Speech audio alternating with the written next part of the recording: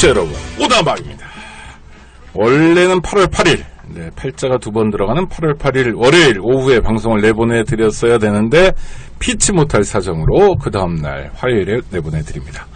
폭염인데 잘 지내고 계세요?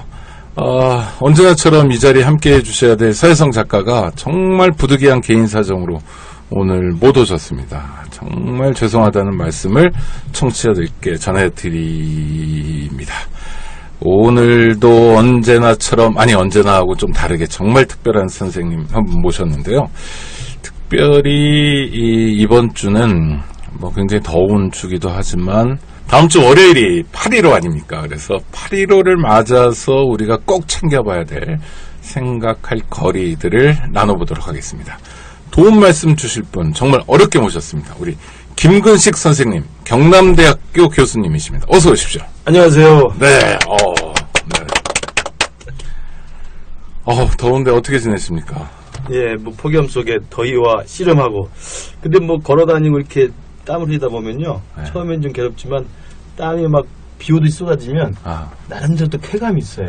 어떤 쾌감이 있으세요? 땀이 쭉쭉 흐르니까 모르겠어요. 말로 표현하기 힘든데 아무튼 땀을 이렇게 목욕하는 것처럼 이렇게 흐르잖아요. 그러면 기분이 좋아지는 때가 있어요. 내가 좀 이상한가?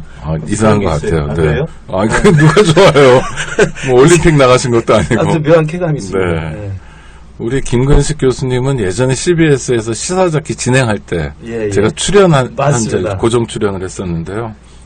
저희 프로그램에 모시게 돼서 영광입니다. 그때나 지금이나 우리 오창익 총장님 진짜 이렇게 한 길만 파시는 거 보면 정말 참 대단한 분이십니다. 이런 이야기 해도 되는 건지 모르겠어요. 할 줄 아는데 그거밖에 없어서요. 저는 지금 방학이시죠? 예, 방학인데도 바쁘시죠? 교수라는 직업이 학기 중에도 사실은 쉬려면 얼마든지 쉬고요. 네네. 방학 중에도 얼마든지 바쁘려면 바쁘고 그런 거니까. 네. 그러니까 언론 활동도 많이 하시고. 예. 그리고 학회나 관련된 일도 많이 하시잖아요. 예. 굉장히 언제나 역동적으로 활동하시는데 처음부터 이런 거 여쭤봐서 좀 그런데요. 진짜 궁금해서 여쭤보는 건데 북한 문제 전문가시잖아요. 네. 그리고 청취자 여러분들도 우리 김근식 교수님을 그렇게들 알고 계시고 특히 언론을 통해서도 더 그렇고요. 왜 북한에 관심을 갖고 계세요? 그렇습니다. 그러니까 사실은 제가 이제 83학번이거든요. 네. 83학번인데 잘 아시겠지만 전두환 정권 때였고 대부분의 이제 대학교 캠퍼스에서는 이제 이른바 데모, 학생운동이라고 하는 극렬했죠. 전두환 정권에 대한 해마다 5월이 오면 해마다 4월이 오면 어김없이 정말 처절했는데요. 잘 아시지만 86년도에 이제 이른바 주사파라고 하는 학생운동 내에 큰 이제 흐름이 형성이 되잖아요. 그 와중에 저도 이제 운동권에 있었기 때문에 주사파라고 하는 이른바 이제 NL이라고 하는 그러니까 민족 모순이 굉장히 중요하다. 이런 학생운동 내부의 문제의식에 제가 일정하게 이제 흐름을 탔고 그 과정에서 이제 그 학생운동을 자의반 타의반 이제 정리를 하게 되면서 대개 이제 그때는 감옥 갔다 오면 이제 대부분 이제 현장으로 노동 현장으로 많이 가던 분이겠습니다. 그런데 이제 제가 사실은 일을 하기를 되게 싫어하는 성격이고요. 누구나 그래요. 이제 왜냐면 대학 3학년 때인가 선배들이 가라고 그래서 공장활동이라고 공화를 가봤거든요. 공화를 한 보름인가 가봤는데 너무 힘들더라고요. 그래서 나는 이건 아니다. 노동은 아니다. 그 생각을 했던 차에 이제 징역을 살고 나와가지고 뭐 할까. 사실 그때 당시에는 선배 후배들 눈치가 공장 아니면 갈 게 없었어요. 그렇다고 무슨 고시를 보겠습니까? 기업에 취직을 하겠습니까? 고시 볼 분위기는 아니었죠. 그럼요. 거의 매국노 수준이었던 거죠. 그래서 생각해보니 이제 공부를 하는 게 일단은 저의 인생에 있어서 어떤 결정을 좀 미룰 수 있는 그런 것이다라는 현실적인 좀 계산을 했던 거죠. 대학원을 간 건데 학부를 정치학과를 가셨죠. 그럼 대학원도 정치학과로 대학원을 석사를 이제 후배들과 함께 이제 들어갔는데 가서 보니 그때 당시에는 미국이나 이런 데 유학을 많이 가진 분위기는 아니었는데 외국에 가서 유학 갔다 오는 분들이 갖고 있는 경쟁력이 있잖아요. 그런 분들은 이제 그 비교 정치를 하든 뭐 외국에 가서 그 나라의 지역 연구를 하든 간에 자료도 좀 더 볼 수 있고요. 예, 근데 이제 국내에서 그러면 만약에 제가 석사 박사를 하게 됐는데 하게 되면 그러면 경쟁력 있는 게 무엇일까라는 생각도 있었고 네. 그래서 첫 번째는 학생운동 때 주사파라고 하는 NL이라고 하는 운동의 흐름이 있었기 때문에 좀 북한을 알고 싶었던 게 있었던 거고 네. 북한을 또 안다고 생각했었고 그렇죠. 예. 네. 두 번째는 이제 석사과정, 박사과정을 다니면서 이제 학자로서의 길을 갈 수밖에 없는 상황이 됐을 때는 나름대로 이제 좀 마케팅을 생각해야 되지 않겠습니까? 그렇다면 국내에서는 북한을 우리가 전공하는 것이 다른 외국에 유학 갔다 온 사람보다 훨씬 경쟁력이 있겠다. 이런 생각을 해야 되죠. 실제로 그래서 국내에서 석박사 과정을 하시면서 북한을 네. 전공해 보니까 예. 경쟁력이 있습니까? 무슨 얘기냐면 네. 이를테면 북한 관련 자료들이 이렇게 쉽게 구할 수 있는 건 아니잖아요. 그렇죠. 그러니까 그 북한 연구의 이제 1세대는 사실은 외국에서 시작됩니다. 네. 일본에 있는 좀 분들이라든지 미국에 있는 분들이라든지 이제 서대숙 박사라든지 뭐 이정식 박사라든지 이 되게 원로분들이 왜냐하면 이제 외국에서는 북한 자를 보는 게 금기가 아니기 때문에 볼 수 있었던 겁니다만 저희들은 다행히 이제 제가 다닐 때가 이제 88년대 석사과정을 갔는데 민주화된 다음에 이른바 북한 바로 알기 운동이라고 그래서 이제 북한 문헌에 대한 이 접근이 좀 풀렸죠. 풀리고 오히려 많은 이제 사실은 북한에 대한 우리가 1차 자료 같은 걸 볼 수가 있었기 때문에 오히려 1세대 분들이 외국에서 노동신문이나 이런 걸 보는 것보다 우리는 국내에서 훨씬 더 많은 걸 봤고 그 다음에 또 이제 남북관계가 진전되면서 90년대 이후에는 남북관계가 풀리면서 우리가 또 실제 평양을 가게 되는 경우가 많이 있었잖아요. 그렇죠. 그러니까 오히려 외국 사람은 훨씬 더 자료 접근이라든지 북한에 대한 지역 연구 차원에서 오히려 장점이 있게 돼버렸죠. 그러니까 뭐 대단히 뜻한 바 있어서 북한을 연구한 건 아니다 이런 말씀도 들리는데 그건 아니잖아요. 왜냐하면 이제 사실은 정치학을 전공하면서 제가 그 우리나라에서 만약에 나름대로 가치를 생각하는 데서 뭘 기여할 수 있을까 생각하면 한반도의 분단이라는 것이 사실은 가장 중요한 1차적인 그 모순이자 과제 아니겠습니까? 이런 부분을 해결하기 위해서 이제 북한을 좀 알아야 되겠다라는 기본적인 인식이 있었고 주사파의 흐름, 그다음에 저희 학생운동의 경험, 그다음에 북한에 대한 또 제대로 아는 것이 실제로 향후의 통일이라고 하는 과제를 가져가는 데 있어서는 좀 필수 불가결하지 않겠느냐. 그러니까 그 88년 벌써 30년 가까이 됐는데 청년 김근식은 공장에 그때 투신한다 이런 표현이 있었잖아요. 공장에 투신하는 대신 이건 적성이 안 맞고 경쟁력도 떨어지니까 공부하는 대로 한번 투신해 보겠다. 그래서 나름대로 20살에 가졌던 마음들을 계속 가져가 보겠다. 뭐 이런 취지였죠. 그런데 예상과 달리 이 자료를 구하는 건 그렇게 어렵지 않았다. 지금도 노동신문 같은 거는 자유롭게 볼 수 있는 건가요? 지금은 안 됩니다. 그렇습니까? 그때 이제 민주화되고 그때 이제 또 학생운동 안에서도 가자 북으로 오라 나무는 흐름이 있어가지고 뭐 임수경장도 가고 그런 시기 아닙니까? 그렇게 해서 좀 이른바 이제 북한에 대한 이 터부시 됐던 게 좀 오픈됐던 정치적 공간이 있었고 그 다음에 이제 김영삼 정부, 김대중 정부 들어오면서는 사실 남북관계가 풀리기 시작했기 때문에 김대중 정부 들어와가지고 뭐 저도 사실 평양을 열 몇 번 지금 다녀오고 물론 합법적으로 다녀온 겁니다. 누가 묻지도 않았는데 합법적으로 다녀왔다고 그러죠. 직접 가서 보게 되고 사실은 미국의 CIA 이런 사람들도 북을 직접 가지 못하거든요. 그렇죠. 저희들은 그때만 해도 뭐 수도 없이 개성이나 금강산은 뭐 제 집도 사듯이 다녀왔던 것이고. 그러니까 갔다 왔다는 게 중요한 게 아니라 가서 어떤 뭐 건물을 봤다는 게 아니라 사람을 만나고. 그렇죠. 북한 사람들을 만나고 대화를 하고 술을 먹고. 술도 먹고 중요하죠. 떠보기도 하고. 그렇죠. 사석에서 친해지기도 하고 또 눈물을 흘리기도 하고 또 때로는 싸우기도 하고 격하게 또 싸웁니다. 이제 그런 정도의 이제 사실 이른바 지역 연구를 하는 게 에어리어 스터디라는 게 북한을 전문가가 되려면 북한 지역을 자주 가서 제일 중요한 게 자료의 접근이고 두 번째는 지역에 자주 상주하고 살아야 되고 리서치를 해야 되는 거 아닙니까? 이제 그런 부분이 이제 다행스럽게 행운스럽게 제가 이제 대학원 공부를 하는 과정이 좀 열렸던 거죠. 그러다가 지금은 또 다시 역행하지 않았습니까? 이명박 정부 들어와서 지금 박근혜 정부 들어와서 남북관계 꽁꽁 갇혔기 때문에 저도 2008년 2월에 평양 간 게 마지막이고 지금 한 번도 못 가고 있습니다. 평양이 그 과정에 지금 무지하게 변했다는데 못 가고 있어요. 2008년 2월이요? 그럼 노무현 정부 마지막 달. 그렇습니다. 그리고 이명박근혜 정권 8년 반 동안 한 번을 못 갔습니다. 북한 전문가가. 참 안타깝습니다. 그래서 오히려 지금은 북한을 가지도 못하고 말씀하신 노동신문 같은 자료도 예전에 언젠가 몇 년인가 기억 안 납니다만 우리 어떤 신문 언론에 북한 사이트를 자유롭게 볼 수 있다는 걸 크게 대서특필하는 바람에 이게 다 지금 막아놨거든요. 네. 그래서 지금 북한 언론도 제대로 못 보게 되는 거죠. 그러니까 정권의 어떤 의지나 정권의 선택에 따라 남북 교류가 활발해질 수도 있고 예. 좀 더디 갈 수 있다 쳐도 연구자들은 북한에 대해서 상시적으로 모니터링할 수 있어야 되는 거 아닌가요? 당연합니다. 그 네. 부분이 상당히 좀 말이 안 되는 상황이고요. 아. 그다음에 좀 답답하기도 하고요.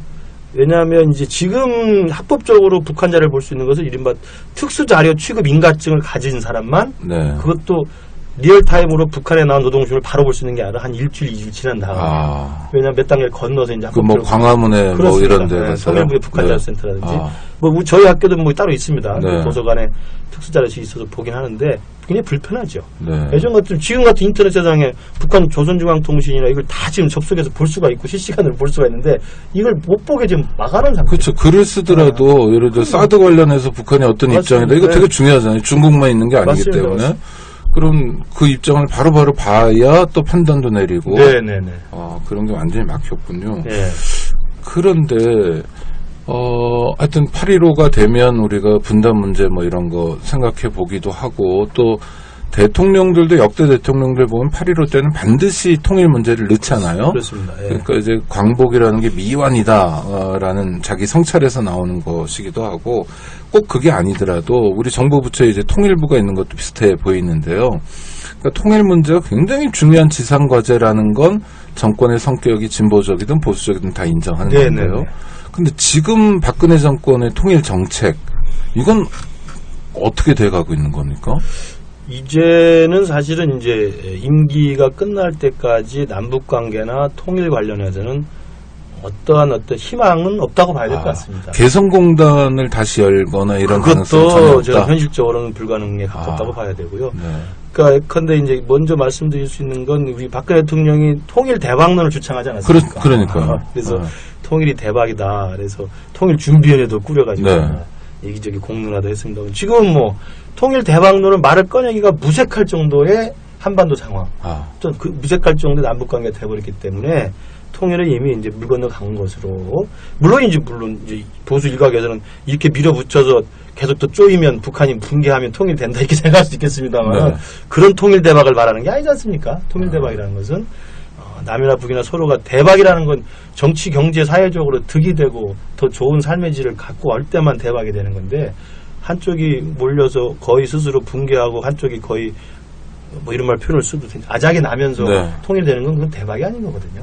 그렇기 때문에 통일 대박은 이미 끝났다고 봐야 돼요. 근데 붕괴될 체제라면 붕괴되는 것도 답 아닌가요? 언젠가는 될 수 있는 것도 우리가 예상을 해야 되겠죠. 네.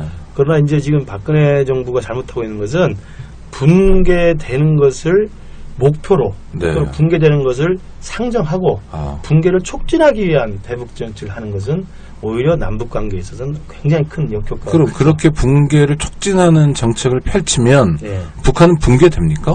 붕괴가 더 안 된다고 저는 봅니다. 오히려 이제 이게 사실은 역효과네요. 그렇습니다. 역설인데 저는 동서독도는 그런 저는 사례라고 보는데요. 상대방에 대해서 특히 분단된 국가에서는 상대 체제에 대해서 당신을 붕괴시키겠다. 당신을 내가 봉쇄하고 압박해서 무너뜨리겠다라고 하면 할수록 그 체제는 똘똘 뭉칩니다. 내부적으로요? 왜냐하면 분단된 체제는 서로 간에 기란관계가 있기 때문에 상대방은 언제든지 나를 먹으려고 한다는 그 기본적인 피해의식이 있잖아요. 우리도 70년대까지는 북이 잘 살았을 때 우리가 북한테 먹힌다고 하는 적화 통일, 남침 이런 거에 대한 우려가 굉장히 컸기 때문에 지금도 사실 그런 우려를 얘기하는 사람들이 많죠. 실제로 국민적 우려로 있는 게 아니겠지만 그렇죠. 그렇기 때문에 그 상대방에 대한 어떤 붕괴나 어떤 흡수를 목표로 해서 대북 정책을 피면요, 상대방은 오히려 그 대외적인 우리라고 하는 상대방이 자기를 먹으려고 한다 이런 것들을 계속 정치적으로 활용하면서 내부의 어떤 이 정치체를 정당화하는 거거든요. 오히려 제가 볼 때는 뒤에 가서 이야기할 기회가 있을지 모르겠습니다만 내버려 두는 것이 그냥 내버려 두는 것이, 그리고 당신 북한 체제를 우리가 붕괴시키지 않겠다, 북한 체계를 우리가 흡수하지 않겠다 라고 안심시키는 것이 훨씬 더 쉽게 붕괴를 유도할 수 있는 길입니다. 진짜 붕괴라는 속내가 있다면 그렇습니다. 저는 김대중 전 대통령이 햇볕 정책도 저는 그런 거로 저는 이해를 하고 있습니다. 약간 네. 이제 트로이의 목마라는 표현을 네. 그 대통령께서 사석에서 저한테 한번 쓰신 적이 있는데요. 햇볕 정책은 트로이 목마다. 그러니까 북한을 붕괴시킨다고 말하지 않으면서 사실은 붕괴를 촉진할 수 있는 가장 현실적인 정책이라고 생각을 했던 거죠. 그러니까 좀 머리를 잘 써야 된다고 봐요. 지금 박근혜 정부는 너무 머리를 좀 못 쓰고 있는 게 아니에요. 그 김정은 체제가 강고합니까? 튼튼합니까? 지금 단기적으로는 강구하죠. 네. 네. 그 강고하게 된 게 박근혜 정권의 덕도 있다는 거네요. 그러면. 그렇습니다. 왜냐하면 수령 독재라고 하는 것이 우리도 군사 독재 겪어봤습니다만 수령 독재가 정당화되고 인민들을 탄압하면서도 이게 지속이 될 수 있는 여러 가지 요인 중에 하나가 외부의 적들입니다. 아, 빨치산 투쟁처럼. 맞습니다. 네, 외부의 팔다리가 전투 중에 떨어져 나가더라도 그럼요. 머리만 지키면 우리는 그럼요. 다음을 기약할 수 있다는 게 수령론이죠. 그렇죠. 독재를 정당화하고 유지하기 위해서는 그래서 바깥에 오히려 전쟁을 일으키기도 하고 그렇지 않습니까? 네. 그러니까 외부의 적들이 사방에 둘러싸여 있다. 이게 이제 이른바 북한을 설명하는 피포이 의식이라는 네. 거거든요. 멘탈리티가 있는데, 그러니까 포위된 의식이라는 게 있는 거예요. 네. 이걸 계속 강화시켜주면 강화시켜줄수록 길게 보면 수령 독재가 살아날 수 있는 토양을 만들어주는 거거든요. 그 저희 방송에서도 소개했지만 2013년에 나온 김태호 박사의 폭격이란 책 그거를 읽어보니까 네. 그런 피포위 의식을 가질만한 그럼요. 다는 생각도 좀 들더라고요. 완전히 뭐 네. 한국전쟁 때 박살나고 그럼요. 전쟁을 하루도 더 하고 싶지 않은 북한 지도부의 마음도 솔직히 있었는데 네. 중국에 밀리기도 하고 미국으로부터는 계속 폭격당하고 그러니까 기본적으로 일종의 DNA로 북한 정권을 그렇습니다. 가지고 있는 거죠. 인민도 마찬가지고요. 그건 정권 엘리트와 인민이 공이 갖고 있는 겁니다. 피포이 의식이라는 건. 그렇죠. 네, 왜냐하면 네, 네. 죽으면 같이 죽고 그럼요. 뭐 그런 상황이니까 네, 네. 지들만 안전한 게 아니니까. 그럼요. 그러니까 사실은 전쟁을 했고 네. 전쟁 이후에는 국제적으로 고립된 지 지금 벌써 수십 년을 계속 그렇죠. 고립에 익숙한 네, 체제 네. 아닙니까? 네. 그리고 중국, 러시아가 자기 우방이라고 합니다만 북한의 김일성이나 김정일이나 북한 지도부 인식을 쭉 문헌을 통해 보면 그들의 머릿속에는 중국, 러시아도 절대 믿지 못하는 이 피포의식이 있습니다. 네. 그 끊임없이 또 중국, 러시아 사이에서 자기들의 또 국익을 위해서 또 열심히 노력한 것도 있고 네. 또 한쪽에 편들다가 또 네. 혼나기도 하고 네, 그러거든요. 네, 그러니까 사실은 북한이라고 하는 이 나라의 지도부나 아니면 일반 주민들도 사방이 다 믿지 못할 적이다. 그리고 사방의 적들은 호시탐탐 우리를 노리고 있다. 남조선, 미국, 일본, 중국, 예전엔 소련, 지금 러시아 네. 등등으로 다 인식을 하고 있기 때문에 이 피포의 의식을 깨주는 것만이 사실은 북한을 민주화시키는 겁니다. 네네. 제가 뭐 뒤에 가서 이야기할 수 있겠는지 모르겠는데, 그러니까 피포의 의식을 깨주면 사실은 내부의 민주화의 씨앗을 키울 수 있는 거예요. 우리도 87년에 민주화됐던 게 뭡니까? 70년대 아무리 민주화 투쟁해도 잘 안 됐잖아요. 네네. 80년대 우리의 국력이 커지고 뭐 8688. 그렇죠. 네. 뭐 먹고 살게 되고 네. 그러면서 북한으로부터 우리가 이제 적화되거나 남침을 받을 만한 가능성이 좀 낮다. 이제는 네, 네. 우리가 이겼다. 네, 네. 나는 안심이 되니까 뭐 박정희 독재가 전두환 독재 가서 야 북한이 저러는데 우리가 똘똘 뭉쳐 이게 통합니까? 안 통하잖아요. 네. 그러니까 사실은 이런 분단된 체제에서의 독재를 사실 민주화시킬 수 있는 것은 외부의 적대적 환경을 해소해 주는 게 제일 급선입니다. 그러면 뭐 북한을 적이라고 얘기하는 건 굉장히 부적절할지 모르지만 박근혜 대통령이 오히려 이적 행위를 하고 있다 이렇게 간주할 수도 있는 거네요. 그 결과론적으로 본다면 그럴 수도 있고. 왜냐하면 김정은 독재, 수령 독재를 그 내부로부터 오히려 정당화시키는데 활용되고 있으니까. 정당화하고 공고화하고 네, 활용되고 있으니까. 지속 가능하게 강경한 만들어주고. 정책이 네. 남북관계 악화를 가져오고 한반도를 계속 긴장을 고조시키면서 오히려 3대 세습으로 이렇게 권력을 교체하는 데서 사실은 어떤 권력이든 절대 권력이 다른 절대 권력을 이행하는 데서는 부작용이 있기 마련인데 이렇게 순조롭게 넘어가는 경우가 있습니까? 네. 물론 몇몇이 죽어가는 네, 긴 네, 했지만 네. 일방적으로 김정은이 죽여나가는 거죠. 죽이는 거잖아요. 그러니까 그렇죠, 일방이죠. 네, 저항의 네, 네. 흔적은 없는 겁니다. 박수를 건성으로 쳤다고 죽이고 이런 식이니까. 그러니까 예. 그런 면에서 보면 정치적인 측면에서도 지금 권력을 확고히 장악한 것으로 보이고 네. 경제적으로도 최근에 뭐 2270 대북 제재 나와서 조금 힘들다고는 합니다만 전반적으로 2010년 이후에는 경제가 좀 나아지고 있는 국면이거든요. 네. 그다음에 뭐 안보 차원에서 지금 계속 핵무기 늘려나가면서 큰 소리 뻥뻥 치고 있죠. 네. 그러니까 사실은 어떻게 보면 북한의 핵무기도 막지 못하고 북한의 내부로부터 변화를 추동해내지도 못하고 우리가 이명박 정부부터 지금까지 8년 동안 주던 거 끊고 비료 안 주고 식량 안 주고 아무것도 안 주고 다 끊었다 그러는데 북한이 경제적으로 힘들어가지도 않고 네. 오히려 남북 교역에 또 우리 기업만 나가 떨어지고 지금 망해가고 그러니까 중소기업들이요. 네. 네. 그러니까 저는 이게 대북 정책은 사실은 감정과 오기로만 돼서는 안 되는 거거든요. 저는 우리 대통령께서는 그게 좀 조금 많으신 것 같아서 좀 불안하긴 한데 감정과 오기와 화로 되는 게 아니고 철저한 냉정한 현실적인 인식 속에서 가장 냉정한 계산을 해야 되는 게 외교 안보 대북 정책입니다. 그런 능력이 안 되는 겁니까? 지금 대통령은? 글쎄요, 말을 조심해야 될 것 같은데요. 네. 네, 능력이 좀 안 되시는 것 같아요. 네. 그리고 주위에 이제 그런 능력을 대체해 줄 만한 사람을 두지도 않으신 것 같고, 그런 사람의 이야기를 들으시려고. 근데 통일부 관료들하고도 일해보시고, 네. 또 실제로 통일 정책이나 뭐 남북교류에서 일정한 역할을 하는 국가정보원 직원들하고도 이렇게 뭐 얘기도 네. 해보시고, 평양 갈 때 같이 가보시고도 네. 이럴 거 아닙니까? 네. 근데 네. 그런 사람들 보면 관료들이죠. 제법 합리적이고, 대한민국의 통일 정책이나 남북교류가 어디로 가야 될지 분명히 아는. 그렇죠. 그러니까 자기 전문 직역 종사자로서 분명히 아는 사람들 꽤 있잖아요. 네, 네. 그 사람들 중에 간부들도 있을 거고. 근데 그런 건 소용이 없는 겁니까? 그럼요, 지금? 그럼요. 그러니까 아. 사실 그 부분이 제일 안타까운데요. 그러니까 김대중 노무현 정부 때 대북 정책의 기조나 입장이라는 게 있었던 것이고, 네. 이명박 정부 들어와서 이걸 확 이제 그야말로 이제 잃어버린 10년 해가지고 네. 새로 하지 않았습니까? 그런데 이제 그 부분에 이제 처음에 이명박 정부로 교체가 된다면 이제 내부에서 일부 반발의 기회도 있었는데 아. 그건 당연히 제압당하죠. 네. 관료라고 하시는 분들은 제일 중요한 게 진급, 아, 인사요? 인사 네, 네. 인사 문제잖아요. 네, 이제 네. 그 부분에 딱 장악을 하고 있는 게 사실은 청와대고 대통령이고 장관이고 그러기 때문에 뭐 청와대 입김이나 청와대 분위기가 딱 바뀌었다 그러면 거기에 맞출 수밖에 없는 게 아니면 짐 싸서 나가야 되고. 되고. 네. 아, 저도 예전에 노무현 정부 때인가 국정원 가서 브리핑을 한번 들었는데, 네. 뭐, 수해 관련인 것 같아요. 어떤 국장이라는 사람이 브리핑을 하는데, 굉장히 잘하더라고요. 사실 공무원들이 브리핑 잘하는 거 별로 없거든요. 말은 우리 같은 제야에서 하는 거지. 그래서 국민의 한 사람으로서 신뢰감을 느꼈어요. 그런데 제가 인권단체에 있으니까 국정원의 브리핑에 신뢰감을 느꼈다 이런 얘기는 하기 좀 그렇고 기세상 그러나 좀 안도했달까 이런 걸 느꼈어요. 그러니까 저분들이 그냥 노는 게 아니구나. 그냥 노는 국정원 직원도 많잖아요. 그런데 스터디도 열심히 하고 있고 근거도 정확히 갖고 있고 그 다음에 대통령의 대북 정책을 보좌하기 위해서 나름대로 열심히 뛰는구나 이런 신뢰를 느꼈어요. 그럼요. 사실 이제 국정원은 대통령 직속 기관이지 않습니까? 그렇죠.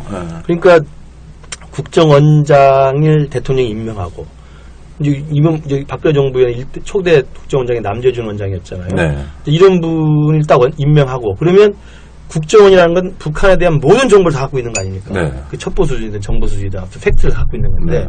근데 대통령이 북한이 곧 망할 것 같다는 생각을 갈수록 더 많이 하시고 국정원장을 가끔 불러다가 만나가지고 남 원장님 북한 곧 망하는 거 아닙니까? 이런 식의 말 한마디를 한번 해주시면 당연히 원장 입장에서는 그런 정보만 망하는 입장으로 정리를 네. 해야 되는 거 아니겠습니까? 그게 아니고요. 네. 망할 수도 있습니다. 안 망할 수도 있습니다.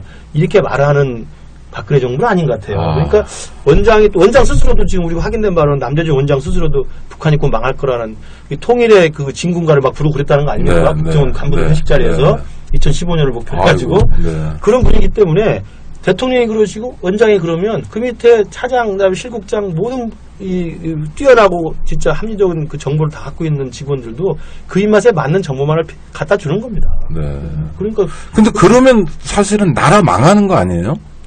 그거 나라 망하는 건 길게 갈 수 있지만 그 공무원이나 관료 사이에서 그분들의 진급이나 심사는 곧바로 다가오기 때문에 참 비참한 일이에요. 타임이 다르죠, 시간이. 하여튼 이명박내 정권 거의 8년 반 동안 지금 이렇게 왔는데 금강산 개성공단 뭐 아주 구체적이고 상징적인 곳 아닙니까?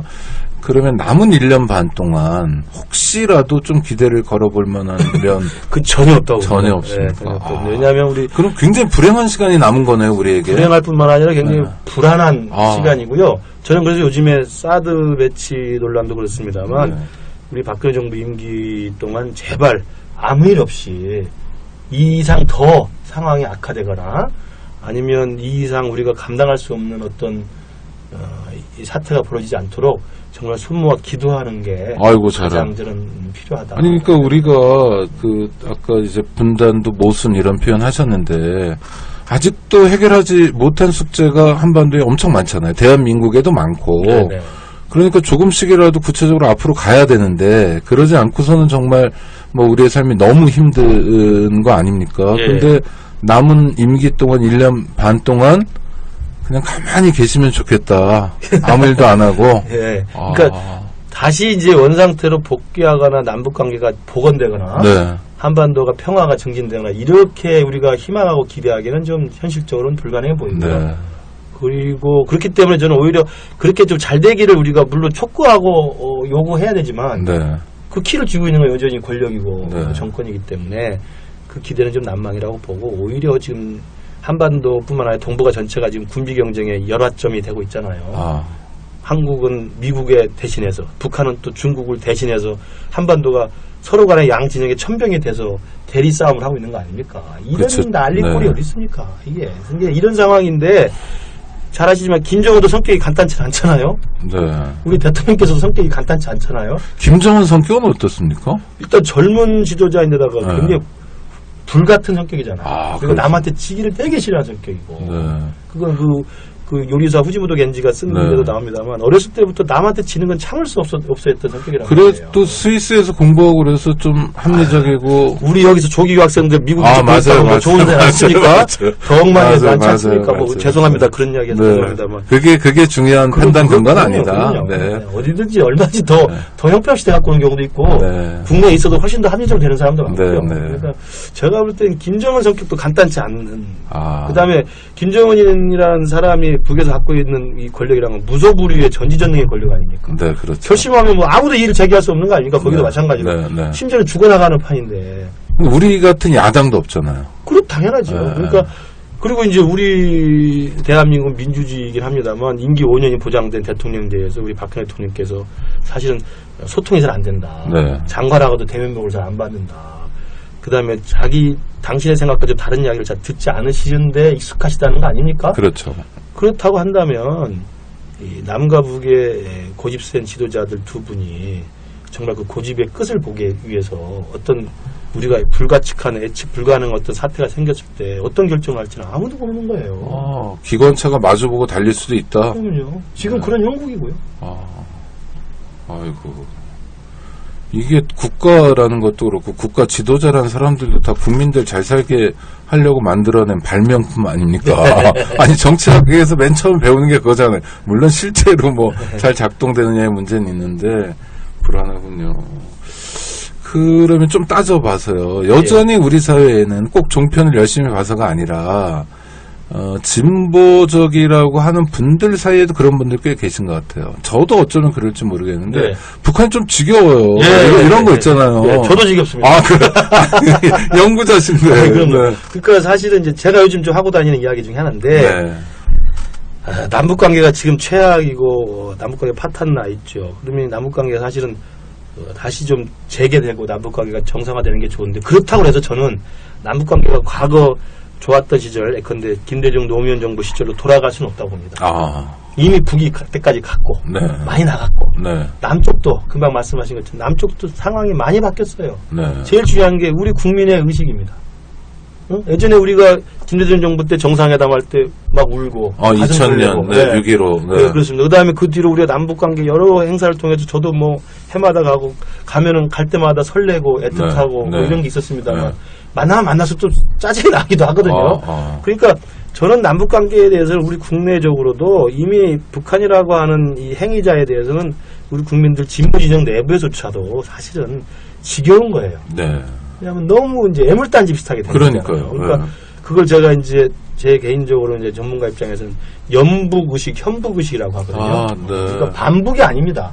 네. 북한이 나쁘다, 뭐 북한이 이거 없어져야 된다 이런 네. 반공의식과 네. 반북의식이 아니라 네. 만나보고 겪어보니 정말 짜증나고 더 힘들고 염증이 난다. 염증이 나고 혐오스러운 거예요. 네. 혐오스럽다 할 때 현북. 그렇습니다. 현북이 더 컸기 네. 때문에 이게 특히 젊은이들 사이에 강합니다. 네. 그러니까 북한에서 좋고 나쁘고가 아니라 그냥 싫어, 짜증나는 거야. 네. 제발 좀 우리 삶에 개입하지 마. 그 실제로 많잖아요. 많잖아요. 군대 가기 전날 그 똑같아요. 심정이 극단으로 치밀어 올라와요. 그러니까 그 현북 의식이 지금 밑바닥에 쫙 깔려 있고 네. 그런데다가 이제 이명박 정부 때 천안함이라는 것과 이제 연평도라는 사건을 겪었잖아요. 네. 천안 사태에 대한 논란이 있습니다만 어찌됐든 간에 북이 한 걸로 지금 결론이 나 있는 상태고 네. 연평도는 분명히 북이 한 거고요. 네. 그러니까 이러다 보니까 국민들 사이에 특히 화해협력이 필요하다고 생각하면서도 일단은 북한 이야기하면 고개를 돌리게 되고 짜증이 나고 염증이 나고 혐오스럽고 지겨운 거예요. 안녕하세요. 오창익입니다. 인권연대는 정부나 기업의 지원을 사양하고 오로지 시민의 참여로만 운영하는 100% 순도의 민간 인권단체입니다. 1999년 창립 이래 한눈 팔지 않고 오로지 인권운동에만 매진해 왔습니다. 인권연대 회원으로 참여해주세요. 인권연대 회원이 늘어나면 그만큼 인권연대 활동도 풍부해지고 활발해집니다. 인권연대 회원 가입은 인권연대 홈페이지를 참고해주세요. 감사합니다. 이게 제가 볼 때는 향후에 내년에 정부가 바뀌어도요. 새로운 대북 정책이나 화해협력 정책을 굉장히 유념해야 될 대목입니다. 그래서 제가 요즘에 이제 하고 다니는 게 남북관계 중년부부론을 많이 강조하고 다니는데 네. 신혼으로 돌아갈 수는 없다. 남북관계. 그러니까 네. 과거의 화해협력 정책이 정당하기 때문에 돌아가야 됩니다만은 그러니까 이명박 정부, 박근혜 정부가 이제 워낙 강경 압박 정책으로 가서 지금 한반도를 완전히 파탄시키고 있는데 다시 화해협력의 기조로 포용의 기조로 가야 되지만 신혼의 포용으로 갈 수는 없다. 네. 이걸 착각하면 안 된다고. 그럼 어떻게 해야 됩니까? 중년부부로 가야죠. 네. 밋밋하게. 아, 흥분하지 말고. 네, 네. 설레지 말고. 네. 사랑하지 말고. 네. 그러나 필요한 이야기는 나누는. 아. 이런 중년부부. 우리가 저 애도 있으니까 그럼요. 좀 애 문제는 이야기해야 침착하게 생각해 보자. 이런 태도. 그리고 네. 서로 간에 좀 경제적으로 실리가 되는 이야기는 좀 해야 되고. 이사 가는 문제는 돈 얼마 낼 것인가 이야기해야 될 거 아닙니까? 네, 네. 그런 것들을 좀 해야 되는 거죠. 아. 그래서 남북 관계가 과거에 그 김대중 노무현 정부 때 신혼 관계도 아니고 이명박 박근혜 정부처럼 거의 파경기에 이혼을 불사하는 네. 이런 관계도 될 수도 없고요. 그 이길 수가 없는 거거든요. 그렇다면 이제 복원돼야 될 남북 관계는 애틋하거나 설레거나 흥분하지 않지만 그럼에도 불구하고 가장 편안하면서 상대방을 존중하고 상대방과 더불어서 한 집에 살 수 있는 그런 중년부부. 그렇지만 뭐 대화가 많이는 안 해도 됩니다. 이제 네. 꼭 필요한 대화만 하면 됩니다. 아, 그거는 그 이남이 이북에 대해서 가져야 되는 태도도 그렇지만 그렇습니다. 이북도 또 변화된 모습을 좀 똑같습니다. 보여줘야 네. 되는 거 아닌가요? 중년부부론을 좀 더 말씀드리면 뭐 제가 이제 중년부부고요. 여기서 이제 각주를 달아야 되는데 이 중년부부라 하면 저 개인의 중년부부를 이야기한 것이기 때문에 중년부부 일반의 보편적 이야기를 하지 않는 것임을 밝혀드립니다. 네, 네. 일단 말씀드리면 중년부부가 우리 집안에 이제 평화롭죠. 네. 평화롭죠. 물론 막 요란스럽게 사랑하고 이런 건 아니죠. 그런데 이제 평화로운데 첫 번째 뭐냐면 말다툼을 하지만 때리지는 않잖아요. 아, 네. 중년부 같은 네. 이제 어른스럽기 때문에 신혼도 때리면 안 됩니다만. 물론 네. 말다툼이라는 게 있을 수는 있지만 의견의 차이는 있지만 격렬한 싸움은 안 하죠. 폭력은 안 쓰는 거예요. 네, 맞아요. 폭력은 안 쓰는. 그러니까 남북 간에 절대 지금 폭력은 제일 안 중요한 게 쓴다. 폭력을 쓰게 되는 방향으로 가는 거예요. 지금. 네. 북한은 SLBM이라고 하는 지구상에 몇 안 되는 나라가 갖고 있는 고도의 기술을 막 자랑하죠. 확보하기 위해서 네, 가는 네. 거고 우리는 사드라거나 지구상에 몇 개 안 되는 네. 최첨단의 무기를 갖다 놓고 네. 누가 이기냐 이거 아닙니까? 네, 네. 폭력을 쓸 준비를 하고 있는 거예요. 네. 이건 폭력은 전쟁 아닙니까? 그렇죠. 그러니까 중년부부론으로 가기 위해서는 폭력만큼 절대 해서는 안 된다. 그게 바로 평화에 대한 필요성을 네, 다시 이야기하는 네. 겁니다. 부부간에. 네네.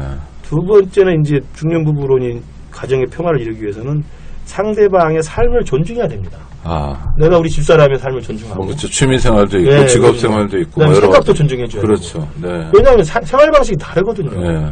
결혼해서 신혼에 가장 많이 싸우는 게 자기가 살아온 방식이 서로 다른데 서로 다른 생활 방식이 있던 사람이 신혼에서 만나서 연애를 합니다만 이제 생활이잖아요. 같이 살다 보면 안 맞잖아요. 음식마저 안 맞을 맞지. 수 있죠. 저는 화장실 항상 문을 열어놓고 일을 봐야 됩니다. 신혼 때 내가 그때 무지하게 싸웠어요. 욕 먹어도 싸죠. 네. 근데 지금 우리 집사람이 문 열어놓고 봐요. 아, 그래요? 그렇게 네. 되는 거거든요. 그러니까 네. 서로 다른 것들을 용인해줘야 돼요. 네. 남도 북한에 대해서 북한 체제가 옳다고 우리가 절대 동의하지 않지만 네. 있는 그대로는 우리가 인정해줘. 저렇게 70년 살았다. 살았다. 네. 북한도 마찬가지입니다. 네. 남쪽에 대해서 비난하고 욕하고 그러지 말고. 네, 맨날 괴뢰라고만 하지 그렇지. 말고. 남쪽 있는 네. 그대로를 인정해주는 거죠. 네. 너의 삶이 있고 우리의 삶이 있다. 이렇게 인정해주는 게 또 중년부부의 네. 기본적인 전제 조건이고요. 세 번째 중년부부의 전제 조건은 그래서 서로 사랑하지 않고 애틋한 사랑을 나누지 않지만 그래도 자식이 있고 한 가정을 이루고 있다는 부부라는 정체성은 확인을 해줘야 되는 아, 거죠. 네.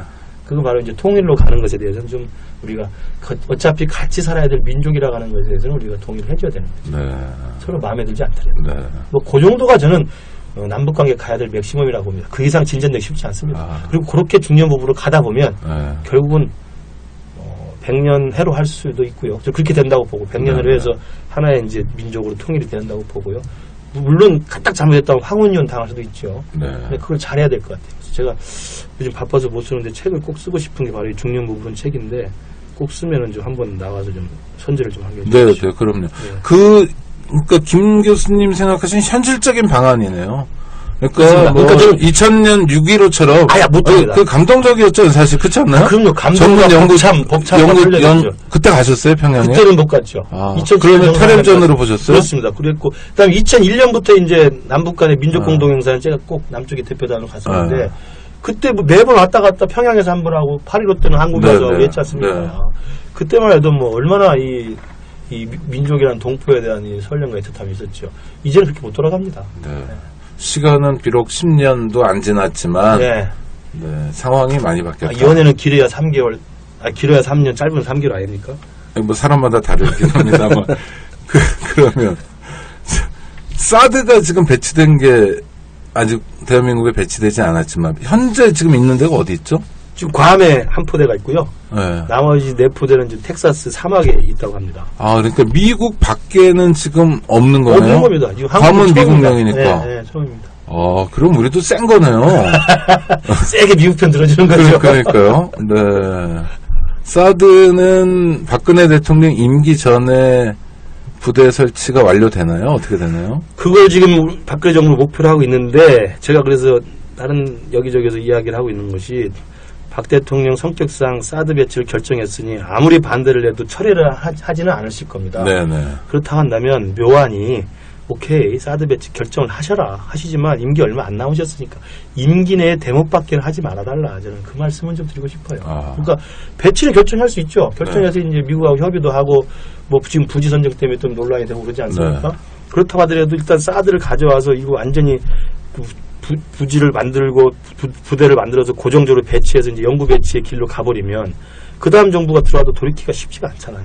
그렇죠. 그러니까 네. 사드 배치에 대한 찬반 논란이 있는 만큼 그리고 사드 배치에 대해서 여전히 중국이나 또 미국이나 또 동북아 질서를 봤을 때는 또 돌이킬 수 있는 여지를 남겨놓는 게 좋다고 생각한다면 지금 정부에서는 배치를 결정했지만 배치를 완료하는 시점은 저는 차기 정부에 넘겨줬으면 하는 바람을 갖고 있습니다. 그 김 교수님은 이렇게 아주 거칠게 나누면 진보 보수 하면 진보 쪽 있은 거잖아요. 그렇게 아니 그러니까 뭐 좀 뭐 디테일은 또 여럿 있습니다만 이게 지금 보니까 부부 관계론도 뜨겁지 않으신 걸 보니까 부부 관계론은 상당히 보수적입니다. 네, 그렇고 그다음에 여당 야당이 있다 하면 대체로 야당 쪽. 그렇죠. 네. 아니 그러니까 편가르긴 아닌데.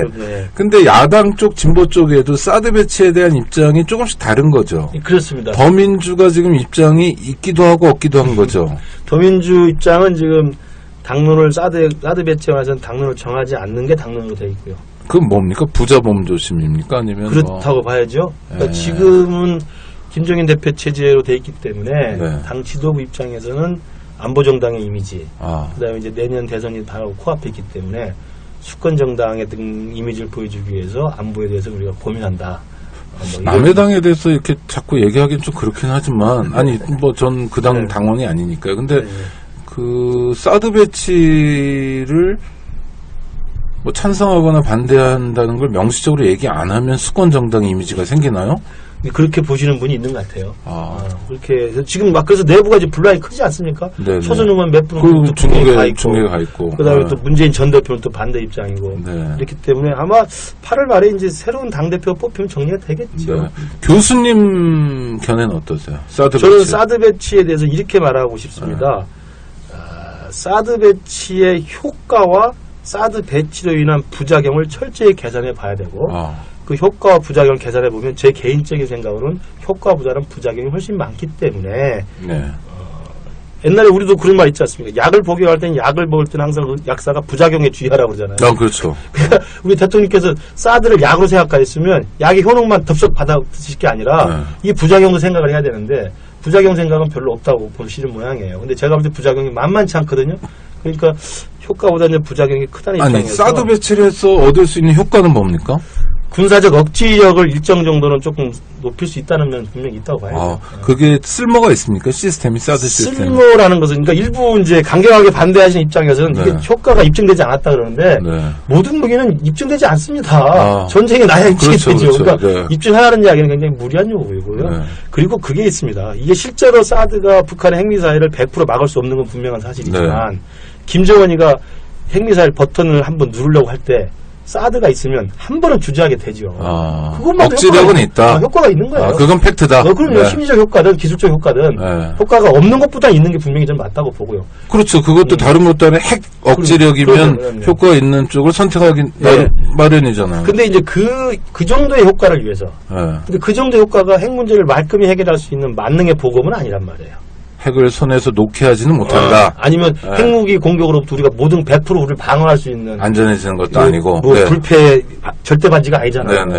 그러니까 대부분 지금 사드를 찬성하는 분 중에 일각에서는 이게 무슨 마치 사드만 넣으면 모든 고민이 해결되는 것처럼 생각하시는 분도 간혹 있으실 것 같은데 네. 그건 큰 착각입니다. 큰 착각이고. 그러니까 극단적인 주장은 좀 배제하고 그렇죠. 들어야 되겠네요. 네, 제가 그래서 국내에다 억지력은 선택한 게 있다. 바로 그런 겁니다. 억지력은 있다. 네. 그러나 그 억지력이라는 게 부작용에 비하면 별거 아니라는 거죠. 네. 부작용은 뭐가 있습니까? 부작용은 많이 있는데 제일 큰 건 뭐냐면 한중 관계를 지금 우리가 겪고 있습니다만 네. 상당 부분 우리가 훼손되는 것을 감수해야 됩니다. 중국은 왜 그렇죠? 아니 언론 보도는 쏟아져 나오지만 예, 사실 예. 저희가 예. 언론 보도라는 게 무슨 뭐 황구시보에 뭐 이렇게 뭐 한류 연예인들 깠다 이런 거로만 자꾸 나와서 진짜 중국의 생각을 잘 모르겠어요. 그걸 제가 간단히 설명드릴게요. 중국이 왜 저렇게 길을 쓰고 반대를 하느냐. 네. 그다음에 중국의 반대가 어지간한 반대 수준을 넘어서는 겁니다. 네. 그러니까 우리 대통령께서도 사드 배치가 불가피하다고 결심을 하더라도 그럼 이 결심을 했을 때 이후에 올 후폭풍으로서 중국의 반발이 어느 정도인가는 정확히 계산하셨어야 돼. 그렇죠. 근데 이걸 너무 얕잡아 보신 것 같은데요. 그러니까 플러스 마이너스를 해야죠. 그럼요. 네. 왜냐면 아까 제가 말한 효과와 부작용이라는 네, 거. 네. 근데 중국이 왜 반대를 하냐면요. 중국이 지금 미국과 지금 세계에서 장을 겨루는 G2 국가 아닙니까? 이제 됐죠, 예, 중국이. 그러면 네. 물론 중국이 아직까지는 미국의 경제력, GDP 규모라든지 미국의 군사력에 훨씬 못 미치는 나라입니다만 적어도 동북아에서는 지금 둘이 장을 겨루는 나라가 돼 있거든요. 그렇죠. 기세상 또 그런 측면이 동북아에서는 있고. 뭐 네. 패권을 다투는 국가이기 때문에 그렇기 때문에 미국도 지금 오바마 행정부 들어서 중동 지방에 돌렸던 관심을 아시아로 돌린다고 그래서 피보트 아시아, 리턴 투 아시아를 한 거 아닙니까?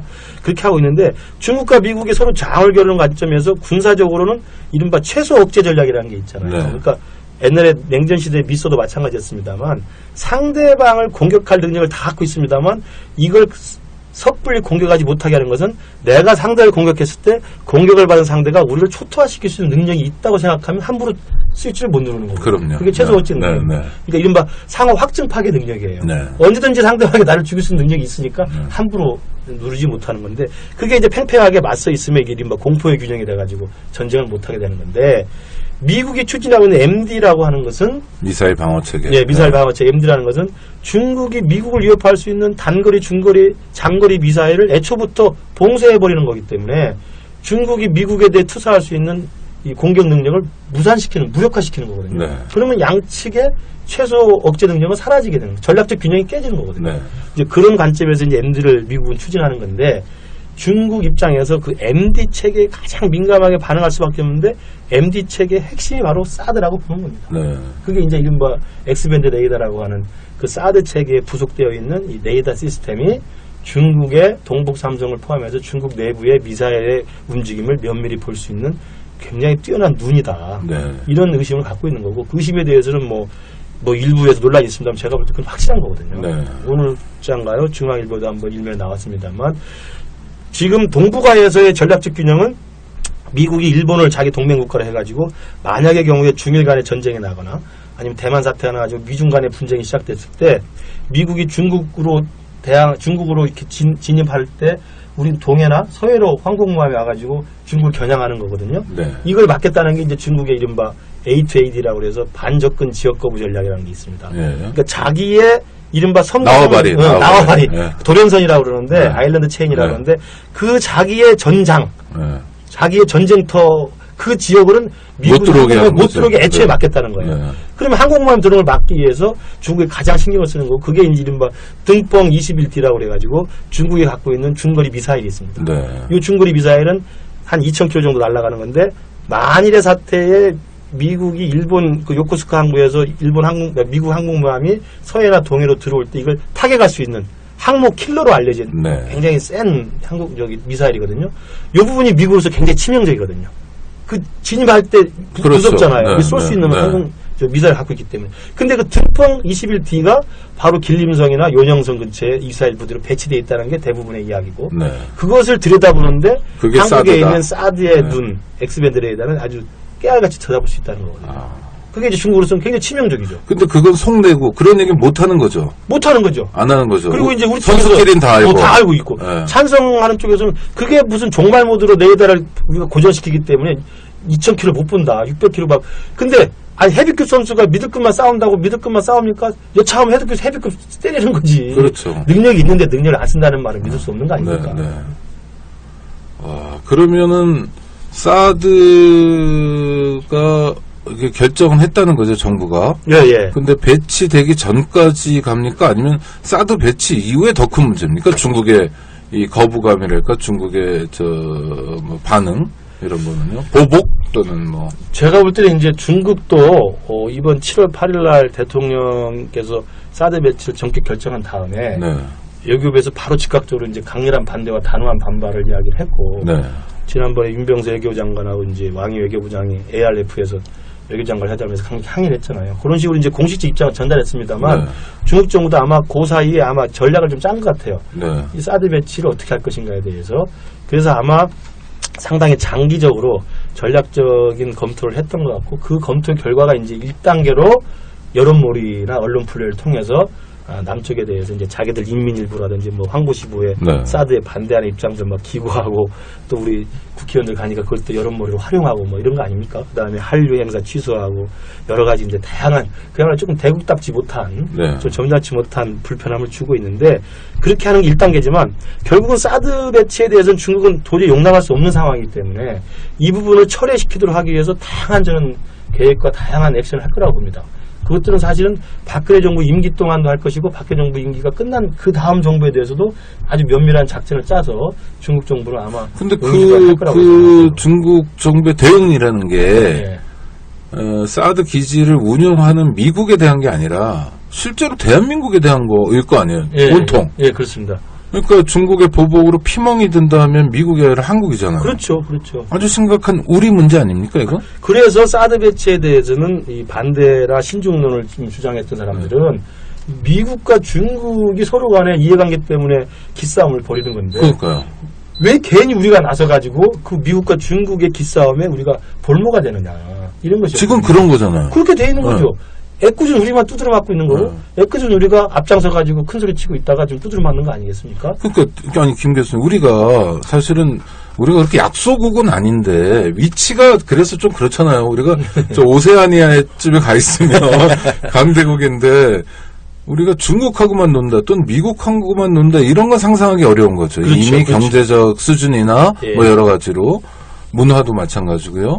그러니까 우리는 중국, 미국, 중국 사이에서 잘 지내야 되는 거 아닙니까? 이게 현실적인 선택이고 선택지라고 말할 것도 없는 주어진 조건이잖아요. 맞습니다. 그러니까 사실은 이제 냉전이 종식되고 우리 한반도에는 사실 외교의 이제 시련이 닥쳐온 거죠. 네. 외교의 시련이라 하면 냉전 시대에는 쉬웠지 않습니까? 우리는 외교가 얼마나 쉬웠습니까? 그냥 미국 표만 들고 일본 표만 들면 되는 거죠. 그 다음에 북한하고 중국하고 소련 반대만 하면 되는 거였으니까. 아무 생각 안 해도 되죠. 그냥 간단하죠. 입장이 처음부터 네. 끝까지 다 정해져 있으니까요. 대통령도 네. 그래서 쉬웠어요, 외교는. 아, 네, 그다음에 맞아요. 네. 기자들도 그래서 외교부 출입하는 기자는 간단했어요. 뭐 취재할 게 별로 없었어요. 네, 서로 기자 욕하고, 클래도 없었어요. 네, 맞아요. 오히려 정치부 기자가 훨씬 복잡하고 네. 뭐 취재도 많이 해야 됐죠. 근데 지금 외교부가 제일 복잡합니다. 아, 중국하고 잘 지내야 되고 미국하고 잘 지내야 되는데 물론 일본이라는 나라는 이미 국가 전략상 미국하고 붙기로 결정을 해버렸기 때문에 네. 이미 그쪽은 정리가 됐어요. 그러면 중국 입장에서 아까 제가 말씀드린 동북아에서 지금 미국과 중국이 장을 겨루는 상황에서 일본이 미국에 붙은 상황이라고 판단이 되는데 중국이 한국이라도 중립적으로 또는 한국이라도 미중 사이에서 어느 한쪽에 붙지 않도록 중국은 붙잡아두고 싶은 것이고 미국은 지금 미국이 자체 내의 논리에 의해서 일본뿐만 아니라 한국까지를 다 품어 안아서 한미일의 군사적 일체화의 방향으로 가자. 그것이 중국을 리밸런싱하는 중국을 이렇게 압도하는 네. 포위할 수 있는 유일한 방책이라고 지금 보는 거거든요. 그렇게 뻔히 지금 알려져 있는 동북아 질서에 지금 상황이 있는데 거기에서 대한민국 정부가 나서가지고 그 중에 한 편을 서가지고 몰면을 맞을 필요가 뭐가 있습니까? 지금이라도 이거 뭐 어떻게 제고하거나 뭐 어떻게 해야 되는 거 아닌가요? 그건 제가 볼 때 불가능해 보이고 일부 이제 야당 국민의당 쪽하고 이제 일부 야당 쪽에서 국회 비준을 해라. 네. 국회 비준 절차를 거쳐라. 뭐 정부는 아니라고 하는 거죠. 대상이 아니라고. 정부에서는 아닌 걸로 돼 있기 때문에 그걸 뭐 관철되기는 쉽지 않을 것 같아요. 이런 거야말로 소위 여야 영수회담 같은 거 해야 될 거 아닌가요? 근데 지금 우리 박근혜 대통령의 리더십 스타일을 보면 만난다고 해서 입장을 양보하거나 변화시키실 분은 아니잖아요. 만나서 자기가 옳다는 말씀을 또 하시는 분이기 때문에. 그렇죠. 네, 만난다고 소통이 되는 게 아니잖아요. 소통이라는 것은. 아니, 맞아요. 저는 지난번. 양보와 입장에 변화가 있어야 만나는 거죠. 이종걸 의원이 원내대표 할 때 청와대 한번 갔더니 그랬다는 거 아니에요? 그때 왜 저한테 그러셨어요? 옛날 이야기. 뒷끝장렬. 네. 온통 머릿속에 그것만 들어가 있는 거죠. 아버지, 어머니 돌아가셨던 거랑. 그러니까 뭐 성주 군민들이 반대하니까 그 지역의 자치단체장과 국회를 만나겠다? 그거 만나가지고 반대하는 일을 들으면 만난다는 이야기는 나도 조금 그럼 양보할 생각이 있다는 말씀을 하시는 걸로 해야 되는데 만나서 설득하겠다는 거 아닙니까? 내가 오르니까 빨리 들어라. 성주에서 다른 지역으로 이전한다 이런 건 그냥 애들 장난인 거죠. 한마디로 얘기하면. 그건 말이 안 되는 이야기죠. 말장난. 그러니까 네. 성주 내의 다른 지역을 모색해보겠다고 이야기하는 것은 그만큼 성주 지역에 결정할 때 얼마나 졸속으로 했는가를 스스로 자인하는 꼴이 되는 거죠. 그렇죠. 그렇죠. 그걸 봐서는 제가 볼 때 정말 이거 확인할 수 없습니다만 그 성주 지역 결정을 했을 때 우리가 한 게 아니라 좀 미국이 했다는 것을 의심할 수밖에 없는 거예요. 미국이 하는 결정 우리가 그냥 추인한 게 아니냐. 네네. 만약에 거기가 아니고 그 옆에 다른 무슨 뭐 김천 얘기도 지금 하는데 김천 쪽에 붙은 성주다. 그러니까 네, 그래서 그런 걸 할 거면은 애초에 처음부터 결정하는 과정에서 많은 논의와 또 많은 변수를 고려하고 또 환경영향 평가도 해본다는 거 아닙니까? 그러면 결정하고 하는 게 아니라 그쵸. 결정하기 전에 환경영향 평가를 영향평가라는 건 미리 하는 거죠. 미리 해야 되는 네. 거죠. 네. 그 제가 볼 땐 너무 앞뒤가 안 맞는 어처구니 없는 이야기들이죠. 그러니까 어처구니 없는 일이 벌어지고 있고 또 우리들 삶 저는 시내 다니면서도 요즘 관광버스 보면요. 아예 한글이나 영어가 아니라 중국어로 표기한 관광버스들이 꽤 되잖아요. 예. 중국어로 크게 쓰고 한글로 작게 쓰는 예. 그건 중국 관광객의 위력을 보여주는 거 아닙니까? 얼마나 많이 오고 얼마나 많이 타고 다니면 그러니까 뭐 꼭 관광객만이 아니라 여러 가지 면에서 사실 중국과 한국과 중국과의 경제 교류라는 건 뭐 정말 거기다가 밥벌이를 하고 있는 분들이 너무너무 많기 때문에 굉장히 중요한 문제인데 근데 이게 굉장히 무질서하고 또 혼돈스럽고 국가 전략을 생각하기는커녕 당장 하루 앞도 안 내다보는 것 같고 그렇죠? 성주 내에서 이것저것 몇 개를 얘기하는 뭐 이런 방식도 있고. 제가 보건데 그런데 답은 별로 없어요. 어떻게 해야 됩니까? 우리 대통령께서 네. 성격이신 것 같은데요. 그러니까 좀 화가 많이 나시면 그 화가 난 상대에 대해서 반드시 대가를 좀 치르게 하시는 것 같아요. 네. 그러니까 이른바 이제 작년에 가장 유명했던 유행어 중에 하나가 배신의 정치 아닙니까? 네네네. 그러니까 유승민 원내대표가 청와대와 상의 없이 청와대 지시를 이행하지 않고 야당과 따끄덕 국회법을 개정해줘서 이건 화가 나셨잖아요. 그래서 유승민 의원을 공천을 안 주려는 게 사실은 지난 4.13 총선의 새누리당의 공천관리위원회의 유일한 목표는 어떻게든 유승민을 공천을 안 주겠다는 그렇죠. 거였잖아요. 또는 유승민하고 친한 사람 몇 가지. 네. 그것밖에 없었잖아요. 네. 그러니까 무슨 옥색 파동도 나고 무슨 난리 부르스를 쳐가지고 참패한 거 아닙니까? 그렇죠. 그래도 불구하고 대통령께서는 이제 유승민을 용서할 수 없다. 그러신 것 같아요. 네. 이제 성격이신 것 같아. 저는 지금 북에 대해서 하는 것도 마찬가지라고 봅니다. 김정은이 2012년에 미사일 발사하고 2013년에 2월 달에 핵실험하잖아요. 네. 그러니까 2013년에 3차 핵실험했을 때는 박근혜 대통령이 취임하기 전입니다. 그렇죠. 네, 이명박 정부 막판. 막판입니다. 그러니까 취임하기 전이기 때문에 박 대통령이 딱 취임을 했으니까 3차 핵실험 한 다음에 유엔 제재가 들어가고 그러면서 북한이 개성공단을 폐쇄하면서 개성공단 폐쇄를 놓고 남북 간의 개성공단 정상화를 위한 회담을 막 무지하게 했지 않습니까? 네. 그래가지고 그때는 개성공단을 북이 맞고 박근혜 대통령은 취임하자마자 이건 살려야 된다. 그렇죠. 그런 핵심에도 분위기였죠. 불구하고 네, 살려야 된다 해서 끝까지 끈기와 인내심을 갖고 7차전까지 해가지고 파리사 합의를 도출해 돼가지고 네. 개성공단은 발전적으로 정상화했지 않습니까? 그렇죠. 그러시던 대통령께서 네.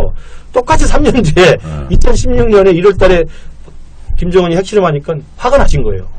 어? 이 자식이. 이렇게 자식이 된 거. 왜 이렇게까지 했는데 그런 거. 이래요? 화가 나신 거예요. 이번엔 먼저 개성공단을 폐쇄하시지 않습니까? 네. 야, 닫어. 통일부 직원들이 그렇게 자기 스스로 자기 발목을 자르는 거거든요. 통일부 입장에서 개성공단 폐쇄하는 게. 그렇죠. 아주 중요한 카드 하나를 던지는 건데. 그러니까 그것도 제가 볼 때는 뭐 제가 자세히 모르고 하는 말씀일 수 있습니다만 대통령께서 화가 나신 거고 김정은한테 화가 난 건 반드시 대가를 치르게 해줘야 돼요. 물론 그 대가가 김정은한테 아프게 가는 건지 우리가 더 아픈 건지 모르겠습니다만 네. 대통령식에 혼을 내주는 거예요. 아니 근데 김 교수님 그렇게 말씀하시니까 우리 5천만 국민은 남은 게 대통령의 화를 풀어드리는 거. 아까 제가 말씀드렸잖아요. 1년 반 동안 좀 아니, 기도를 좀 열심히 하자고. 신문에 좋은 칼럼 써드릴까요? 박근혜 대통령 리더십, 뭐 역사의 길이 남을 것, 뭐 이렇게 어떻게 해야 되나요? 그래서 이 참 양반. 네. 이 또한 지나가리라. 잘 지나가기를 바랍니다. 그래도 아무리 대통령이 엉망이어도 그런 믿음을 갖는 게 허망한 건가 어떤 건가 제가 여쭙고 싶어서 그런데 우리 소위 민중 역량, 개돼지들의 역량이 그걸 복원시키고 정상화시키고 또 넘어갈 수 있는 역량도 우리 내부에 있는 거 아닙니까? 그래서 이번 총선에 야당이 승리하지 않았습니까? 그렇죠. 그러니까 누구나 다 이번 총선을 놓고는 야당이 분열됐기 때문에 새누리당이 압승할 거라고 했습니다. 그렇죠. 182석. 그럼요. 네. 밑바닥 민심은 전혀 눈치채지 못했던 활알 끓는 마그마 용광로처럼 끓고 있었고 이게 표심으로 다 드러난 거 아닙니까? 분출했죠. 그럼요. 지금 나는 내년 대선도 마찬가지라고 봅니다. 네. 지금 밑바닥 민심은 거의 혁명 전야예요. 단순히 외교한 것뿐만 아니라 경제적으로 헬조선, 맞아요. 금수저, 운수 이 모든 걸 겪으면서 모든 사람들이 정말 세상 바꿔봐야 된다. 이대로 못 산다라고 하는데 이제 목까지 차 있는 상황입니다. 맞아요. 거의 정치권에 저는 대혁명이 사실은 있다고 보는데. 대선이라는 메가 이벤트만 없으면 예전 같으면 길거리로 쏟아져 나오는 그렇죠, 거죠. 그렇죠. 지금은 이제 대선이 있으니까 그럼요. 조금만 참자 이런 거죠, 사실. 왜냐하면 상태로는 굉장히 극악한 상태. 그럼요.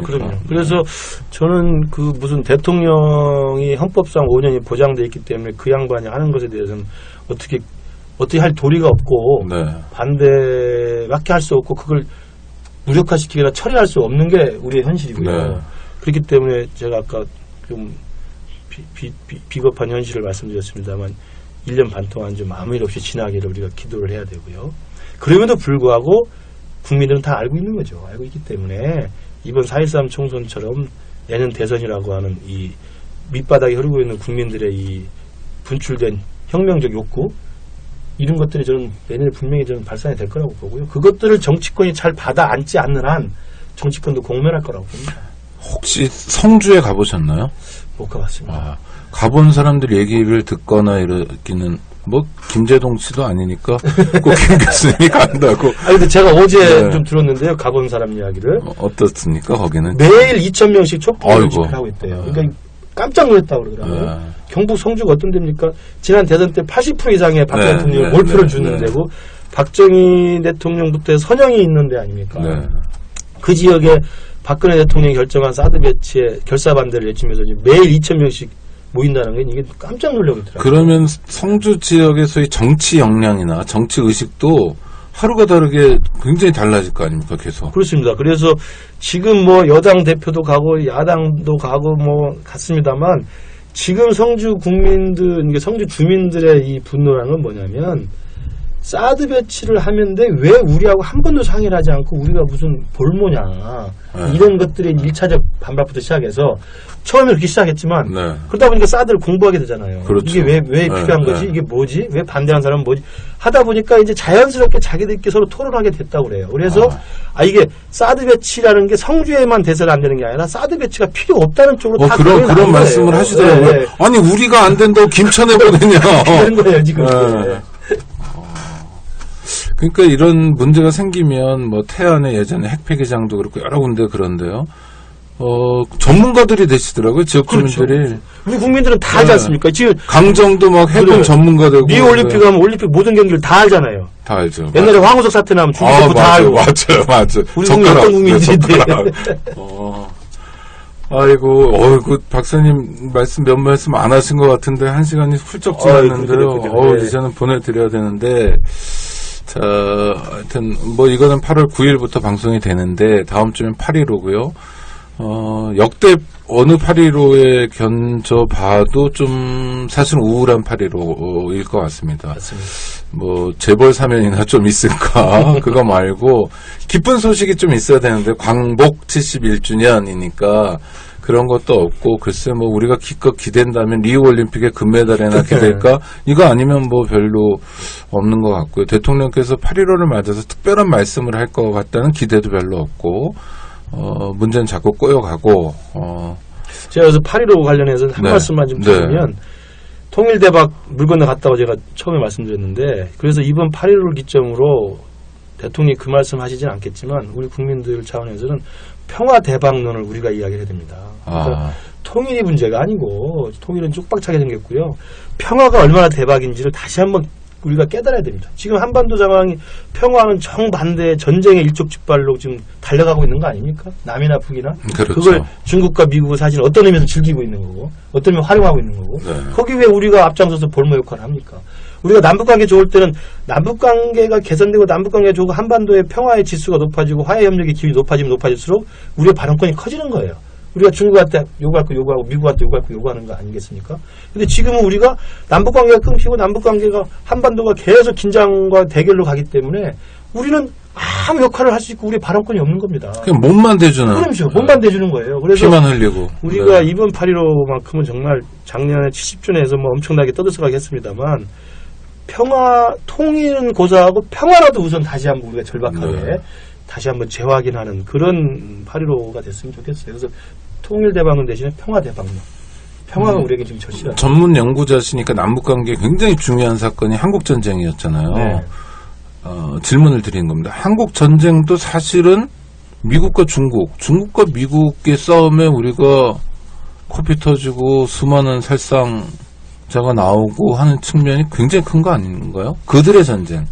꼭 그렇게 볼 수는 아니, 그러니까, 없어도. 네. 아니, 이니셔티브를 쥐고 김일성의 주도가 보이긴 하는데, 근데 51년 이후의 그렇죠, 모습이나 그렇죠. 이런 거 보면, 중국이 참전한 다음부터 전쟁을 벌이긴 했으나, 당연하죠. 매듭은 김일성이 못 진 거잖아요. 맞습니다. 이게 이제 한국전쟁 이야기가 됐습니다. 처음에는 내전으로 시작했지만 국제전으로 비화했고, 국제전으로 종결될 수밖에 없었죠. 그렇죠. 그러니까 처음 시작은 우리 내부의 이념 대결이나 우리 내부의 어떤 통일에 대한 노선의 차이였지만, 그것이 촉발됐을 때는 국제전으로 화했고 그렇기 때문에 우리의 입김과 우리의 주장과 결정보다는 국제적인 결정이나 강대국의 결정에 우리가 종속될 수밖에 없었던 결국 미국, 중국. 네, 그러나 전쟁의 피해는 미국과 중국이 당한 게 아니라 한반도에 전쟁이 났는데 한반도 사람들만 죽고 다치고 그럼요.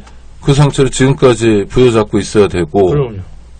그거를 70년 만에 다시 반복할 수는 없는 거잖아요. 그렇죠. 동북아가 화약고가 될 수도 있고 동북아가 지금의 유럽처럼 평화로운 유럽이 될 수도 동북아가 될 수도 있습니다만 동북아가 화약고가 될 것이냐 평화로운 통합된 동북아가 될 것이냐의 결심은 사실은 한반도입니다.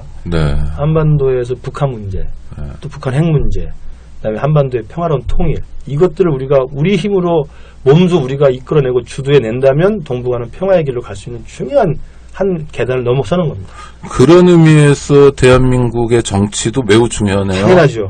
올해 내년. 네. 근데 그게 아니고 한반도에서 우리가 먼저 남북이 먼저 불길질을 하고 남북이 먼저 대결을 하고 남북이 다른 강대국의 앞잡이가 돼가지고 해버리면요. 동북아는 걷잡을 수 없는 상황으로 갈 수밖에 없습니다. 네. 청취자 여러분 들으신 바와 같습니다. 김근식 선생님 모셔서 좋은 말씀 들었는데요. 물론 청취자 여러분들 들으시고 혼자만 듣지 마시고 주변에도 좀 권해주세요. SNS 통해서. 그 사드 문제 같은 경우도 아주 명쾌한 정리 방금 들으신 바와 같습니다. 아는 만큼 바뀔 수 있고 아는 만큼 변화시킬 수 있다는 게 우직한 믿음인 것 같지만 어김없는 사실인 것 같기도 합니다. 어이구 우리 김 교수님 1시간 동안 고생해 주셨는데 청취자들하고 인사 좀 나눠주시죠. 예, 1시간 동안 뭐 정신없이 떠들었습니다만 그 같이 좀 생각을 고민하고 그다음에 한반도의 평화에 대해서 다시 한번 우리가 그 그 필요성을 절실하게 좀 깨닫는 그런 청취 한 시간이 됐으면 좋겠습니다. 오늘 즐거웠습니다. 네, 아유, 고맙습니다. 네. 청취자 여러분, 다음 주에 뵙겠습니다. 감사합니다. 감사합니다. 네. 안녕하세요. 장발장은행의 대표를 맡고 있는 홍세화입니다. 200만원, 300만원 벌금을 내지 못해 감옥에 갇히는 분이 매년 4만 명이 넘습니다. 장발장은행은 이분들에게 무이자 무담보로 대출을 해주고 있습니다. 장발장은행을 후원해 주시기 바랍니다. 실로 모든 게 엉망으로 치닫는 듯한 세상입니다마는